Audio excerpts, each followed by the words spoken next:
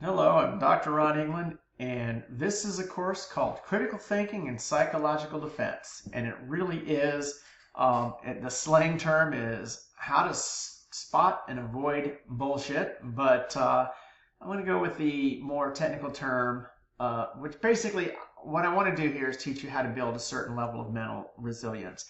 And to do that, we're going to build this in specific modules. And the whole purpose of the course is to help you. That is it. And this course is going to be completely free. It'll be available on YouTube. I haven't decided what platform I'm going to put all the materials in, but this is going to be 100% available to everybody for free. So let's kind of get started on what I'm planning on covering in the course. I'm going to give you a general outline here of what I plan to cover, but then we're going to go into a lot more detail in each of the individual modules that we have here. So the overview, I'm looking at right now 12 modules. I've built 12 modules that I had, basically topics that I wish to cover. All the modules I'm working on as we actually speak, as I'm actually speaking and not necessarily you're speaking. But the whole point to give you that ability to be both mentally resilient and capable of basically throwing off those outside negative influences, there are a few things that we have to do. One of which is just understanding how you think and how critical thinking works. That base understanding is the platform on which everything is built. So if you understand yourself, and this is truly understanding yourself, we are all human, we all have ways of thinking. There's a lot of diversity in a lot of those ways, but obviously people have higher levels and lower levels of mental resilience, and higher levels and lower levels of being able to withstand those types of biases that would influence you in negative ways. Next, we're going to look at biases, cognitive biases, looking at your own bias and then spotting biases, looking at how you are manipulated by looking specifically at the manipulation tactics that occur, and understanding the psychological vulnerabilities of others, but more importantly, understanding the psychological vulnerabilities of yourself.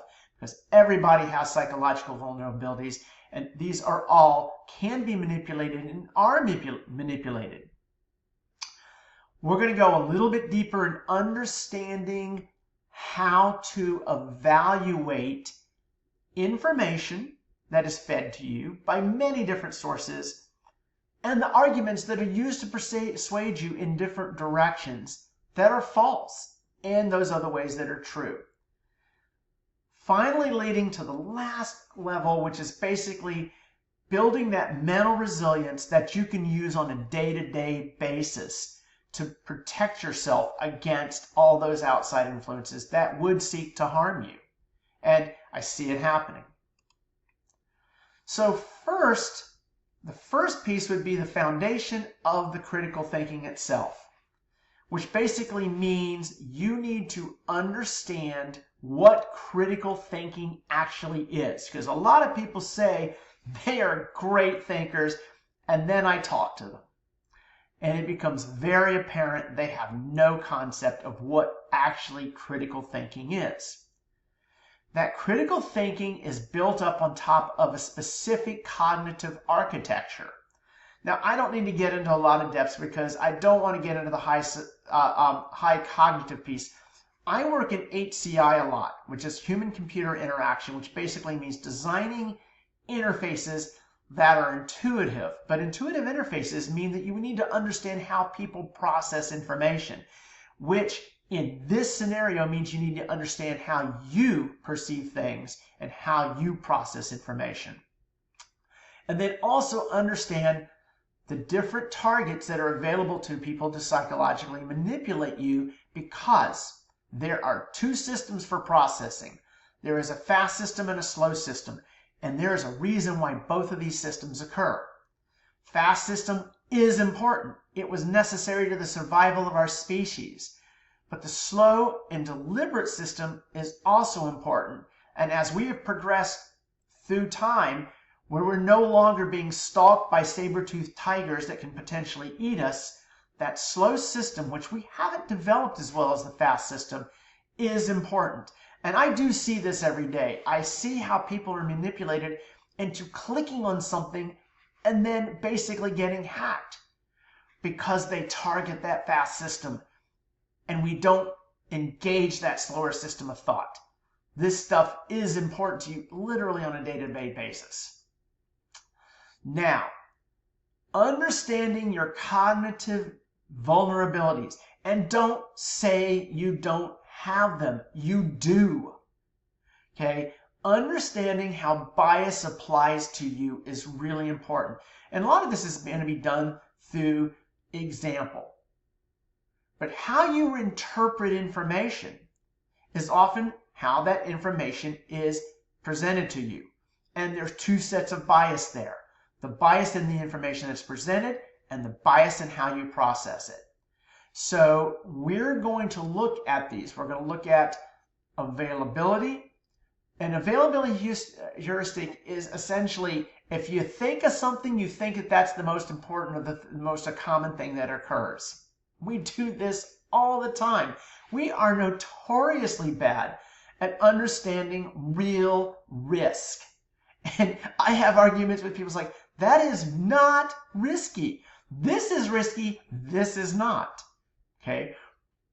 But that availability, that in your head, oh, I think this. And, you know, the classic example is dying in an airplane crash or dying in a car crash. Okay?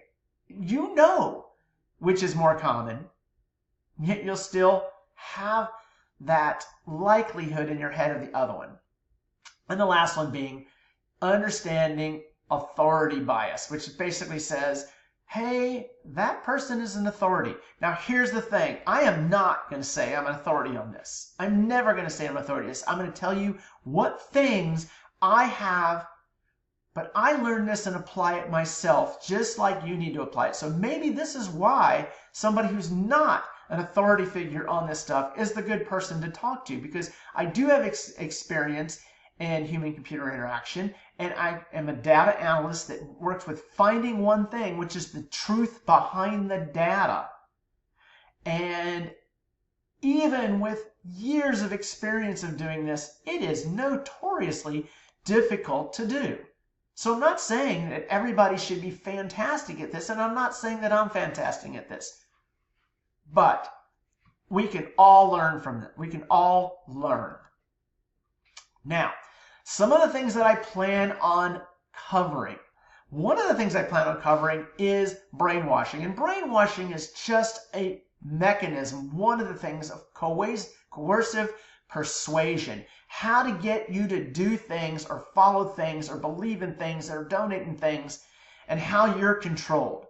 And the BITE model, which is a very well-known model for this, where you use behavior control, information control, that goes to thought control, and then finally goes to emotional control, is a model. But it all starts with simple steps. It goes from behavior, information, thought, and emotion. So if I can control what you wear, if I can control certain things that you eat, I can start that coercive process that will eventually lead to the brainwashing side, you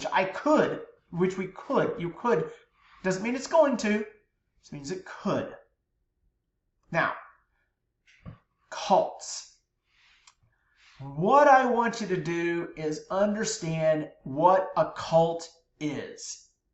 Now, there are cults that are very strong, heavy-handed cults, and there's less cults that are less heavy-handed. But understanding the characteristics of a cult. And I will read these. Charismatic authority and leadership claiming special knowledge or powers, totalistic worldview with clear enemies, process of indoctrination that progressively dismantles your own identity and essentially replaces it with the identity of the cult, the exploitation of the cult's resources, and then you do isolation from the outside thinking and independent information. I know if somebody is a member of a cult, even if they don't, because when I say that I'm going to help them learn to think for themselves, they react violently in the negative. That's when they've reached this point of the isolation and the use of shame and psychological punishment. I also am going to go over how people are specifically recruited into cults. And the cult recruiting can be incredibly subtle stuff. Now, one of the things that we face every day now, misinformation and information warfare. You need to know what it is. What is misinformation? What is disinformation? What is malinformation? And also, what is bad interpretation of information? Because many times the information is not bad at all, but the interpretation of the information by people makes it harmful, and it makes it harmful to you. Okay, people that are in these situations are being harmed. Okay, I know that if you're watching this, you probably want to be able to think for yourself, but you also understand that it is not as easy as you think it is. The misinformation and information warfare is a big part of this. Now, something that is a little bit more getting into your classical critical thinking courses is looking at and understanding logical fallacies that are just the common logical fallacies. A few of these, and if you follow me on Facebook or anywhere else, you know that I often will put up things and say, hey, what's the logical fallacy in this? What specific logical fallacy is being employed there? Because many times, and this is the reality is, it doesn't matter. If logic is used against you by using, and this can be your own, or this can be other ones that are applied to you that you just don't recognize, they're being used again to your disadvantage. But if you know how to recognize them, and this is just good learning, you know, if you understand the ad hominem and the false dichotomy, all these other types of different logical fallacies, there's more than one. I know there's 4 shown here, but there's a whole bunch more of these. Then you can really do a good job of actually spotting when you're being manipulated by logic. Now, one of the things I want everybody to do, and if you follow me, you know this, is understanding how to check for facts. This is the big thing that I do a lot. I use data to try to figure out truth, which means evaluating sources, checking the facts, going through and understanding, okay, everything has bias. But what has the minimum amount of bias? How can I make data, convert it to facts, and make it useful? And this is what I am going to aim to try to teach others to do with this course as I get to those modules. Understanding persuasion in media. This is a great one. There are so many subtle ways that people are persuaded by media. The whole concept of the commercial is basically a concept. Everything in a commercial is essentially some sort of subtle or not so subtle cue to try to manipulate you into purchasing or thinking that you have to have something.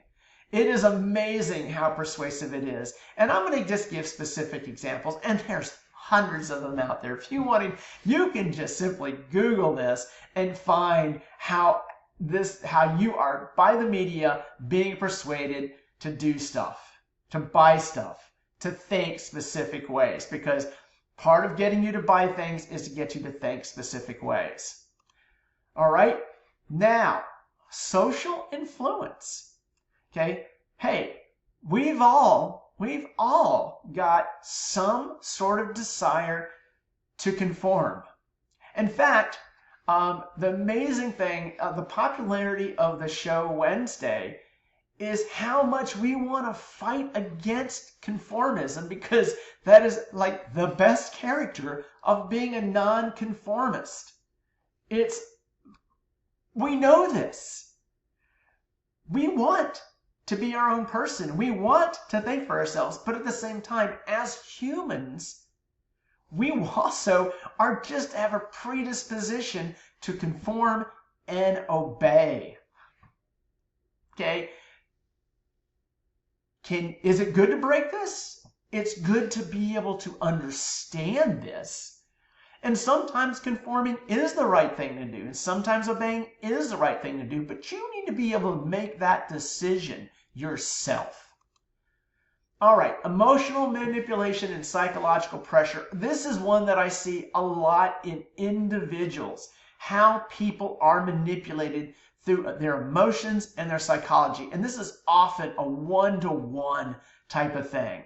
So, between fear exploitation, how people get hacked, how people are defrauded, gaslighting, how people end up in terrible relationships, and isolation. Terrible things. They're bad. Okay? But we're going to go through and I'm going to explain it and give examples and hopefully help you at least at a minimum understand this. Now, where we go to become more mentally resilient. If you are going to practice the same old habits that you've always practiced and also have no real awareness of understanding your own cognitive behavior, you're probably not going to break free and you're probably not going to develop this level of mental resilience. Again, if nobody's trying to exploit you, this isn't necessarily a terrible thing. But mental resilience is important. Okay? It doesn't mean you're not going to be able to be influenced. You will be able to be influenced. But you will have the resilience to understand that influence and make good decisions based on what that influence is. And then the last piece, well, there's two other pieces. I do want to go into this. Ability to regulate your emotions. Everybody, including myself, has read that response, has gotten that, something that somebody said to them where they just immediately respond. You feel that emotional response immediately and internally. That is, now, if you are able to step back from that emotional response, look at that emotional response and make a determination of whether that's the correct response, you've got a level of emotional regulation. And we all sit on a scale of emotional regulation. To support all this, having a good support network. If you live in a bubble and your bubble does not critically think, you are not going to critically think. I believe that having a diverse group of friends, if you only know me, know that I've got friends all across the spectrum. I've got, and I truly appreciate different points of view. I also appreciate those people that are diverse and give me different perspectives, but are also honest and true. I don't want to hear the mirroring of a cult member telling me something. I want to hear the honest opinion of that individual. That's what's really important. Now, this is one of those things that is the final piece of this. Understanding how to use this. There is an analysis framework called ESCAPE, which is E, emotional reaction, S, source evaluation, C, claims identification, A, assumptions examination, P, proof assessment, and E, explore alternatives to help you become a better thinker. Okay, that is it. There's also techniques to prevent you from being into one-to-one manipulation. Okay, the gray rock, which means you're no longer interesting to those who would manipulate you, changing the subject, questioning Socratically, setting your boundaries, and giving yourself time to think about things before jumping to how you're going to respond are all part of that conversation management techniques that you can apply there. Okay, and last piece, critical thinking and cognitive awareness are a foundation. Psychological manipulation exploits your vulnerabilities, and you have vulnerabilities. Never say that you don't have a vulnerability. You do. To defend yourself, you need both the ability to regulate your emotions and your mind. It's analytical and emotional skills. What I'm going to do over the modules that I create is go into more depth with each of these and give practical examples of each of them and how you can utilize them to be better at being more mentally resilient and build a better defense. Okay, so this is an overview. Some of you may only ever watch this overview. That is fine. At least you've got some level of recognition. And some of you may only need specific or want specific modules. They'll all be defined, and I'll be building them over the next year. So I'm hoping that I've done something good. And these videos will all be available on YouTube at my YouTube channel. Okay, Dr. Ron England. Okay, but I'm also hoping to build all the course materials that can go with this, because some want video materials and some want paper materials and some want exercises, and I even will build, if there's a demand for it, self-quizzes and even scenarios that you can put yourself in to see how you respond. So I hope you will really like this. This is what I'm planning on putting together. This is just a big overview. This is all stuff that I have had some familiarity with. And that's it for me for this. Thanks.